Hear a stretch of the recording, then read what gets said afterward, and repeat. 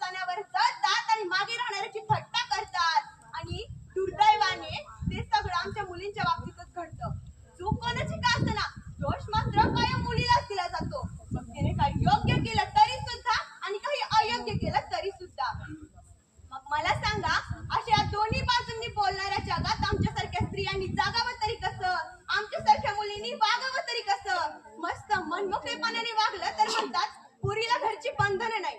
शांत गंभीरपणे वागलं तर म्हणतात पोरीमध्ये फेस करण्याची हिंमत नाही. खूप शिकलेली असतील तर म्हणतात काय कामाची, डोक्यावर मिऱ्या वाटेल. लग्नाला उशीर झाला तर म्हणतात पोरीमध्येच काहीतरी खोट असेल, हो पोरीमध्येच काहीतरी खोट असेल. लवकर लग्न केलं तर म्हणतात एखादं लफडं लपवायचं असेल, हो. मग मला सांगा, अशा दुतोंडी जगात आमच्यासारख्या स्त्रियांनी जागावं तरी कसं? निरपराध असताना बदनामीला घाबरून मारावं तरी कसं?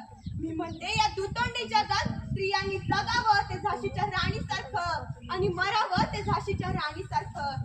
दंडवत प्रणाम है मेरा उस विक्रांती नारी को, खूब लड़ी मर्दानी वो उस झांसी वाली रानी को. उतरे जब मैदान में वो तो खून की नदियां बहती थी, और क्या ही हिम्मत होगी उस रानी में जो ये कहती थी प्राण भले ही जाए मेरे पर दामन पर ना दाग लगे, मेरे दिल की इच्छा रखने वाले जिनके हाथ मेरी ना राख लगे. वो रानी पद्मिनी थी जिसने अग्नि में स्नान किया, अपने पति के दर्जे पर किसी दूसरे को न स्थान दिया, किसी दूसरे को न स्थान दिया. पण अशा अवस्था झाली आहे की आज एक स्त्री दुसऱ्या स्त्रीचं दुःख समजू शकत नाही. एक स्त्री दुसऱ्या स्त्रीची वैरी बनली आहे. आणि म्हणूनच आपल्या समाजातले काही लोक जे असे करतात की स्त्रियांवर आजही अन्याय करतात, अत्याचार करतात आणि त्यांना चूल आणि मूल यातच गुरफटून राहायला भाग पाडतात. पण त्या लोकांना माझं एक सांगणं आहे की स्त्री जर का तुला स्वामिनी आहे तर वेळ प्रसंगी रागिणी होऊ शकते. ती महालक्ष्मीचा अवतार आहे तर महाकाली होऊ शकते.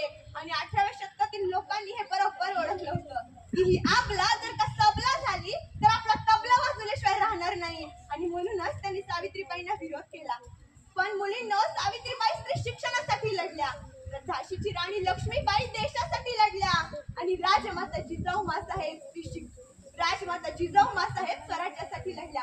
मग तुम्ही तुमच्या हक्कासाठी नाही का लढू शकत? तुम्ही तुमच्या सन्मानासाठी नाही का लढू शकत? तुम्ही तुमच्या आत्मसन्मानासाठी नाही का लढू शकत? लढू शकता आणि लढावंच लागणार आहे, कारण एक कलियुग आहे. तर लढल्याशिवाय काही भेटत नाही आणि संघर्ष केल्याशिवाय काही मिळत नाही. म्हणून म्हणते किनारों पर खड़े होने से समंदर पार होते नहीं, नभ को निहारने से चांद तारे हासिल होते नहीं. तोड़ो अपनी सीमाओं को, खुद को और काबिल करो, ताकत दो अपने पंखों को, एक उड़ान और भरो, एक उड़ान और भरो.